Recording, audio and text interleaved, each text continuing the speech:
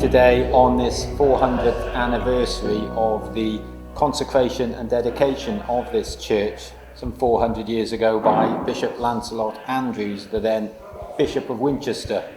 The church itself was then known as Jesus Chapel and Pear Tree, and it was a chapel of ease, so it was under St Mary's, the Mother Church of Southampton.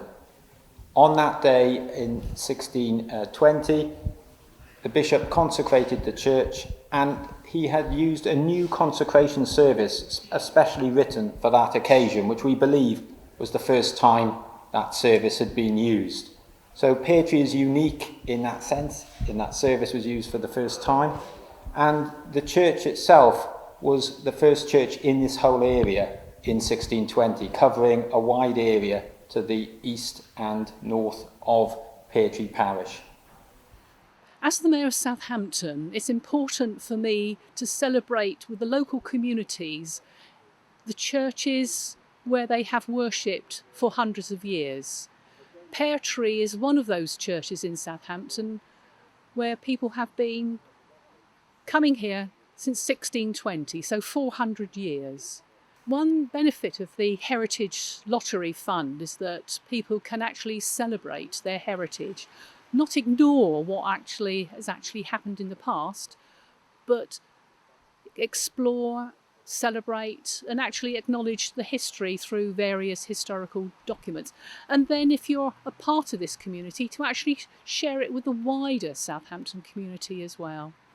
Okay, my name's Will Spanky. I'm a sculptor and a letter cutter, and I was commissioned by the Pear Tree 400 project to create the Jane Austen bench, which was quite a long and involved process because of the COVID crisis sort of came right in the middle of it. It's great to see it here in front of the church, and it was a really nice project to work on.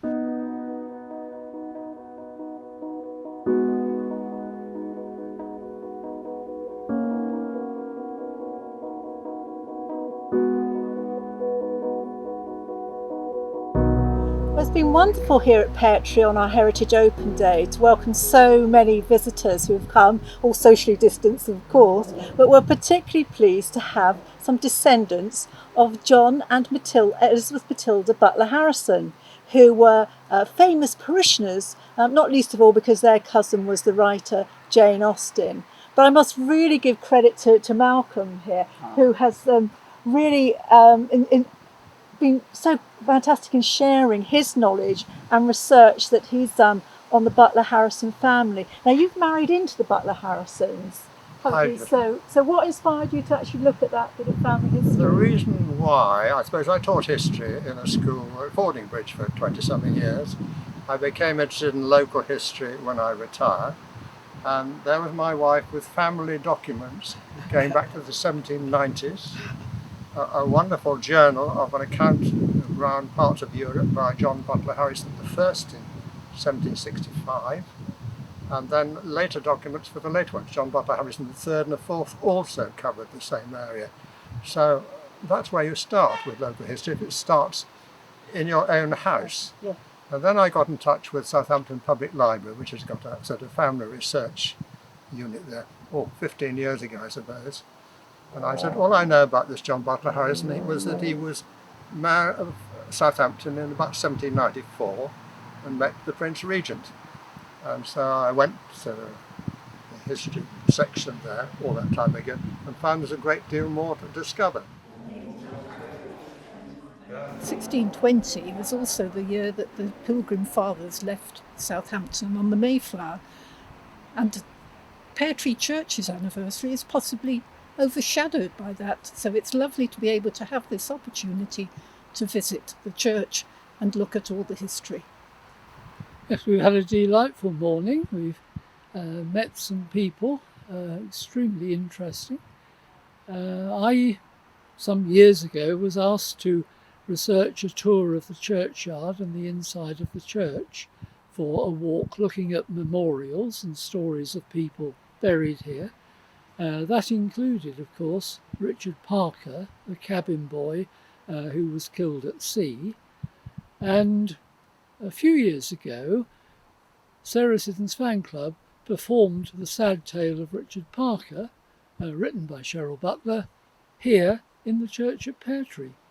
So it's been wonderful to come back, see the exhibitions, and generally have a walk around.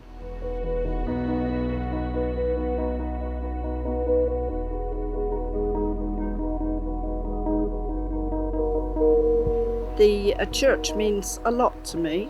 I was christened and married in this church, as was lots and lots of my family.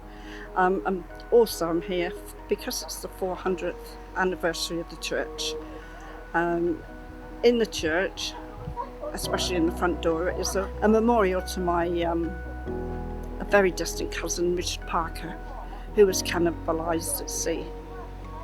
But my family history goes back to the 1600s in this church, with the Daniel Parker, who started it off in I think it was about 1640-50, when he got married locally and lived in the area. And I was actually born in Davies Road off a sea road, which was bombed during the war. And my family home then became Mortimer Road, which is the road that runs at the back of the church, but one. And we lived there till 2013. Everyone should know the history of the place and the buildings near where they live, and the churches hold a great deal of our history, and people can reconnect with that by coming to events like this, which take a great deal of work to organise, but are well worthwhile. And I think in this time of coronavirus, people are happy to have somewhere to go and take a bit of ownership of their local history as well.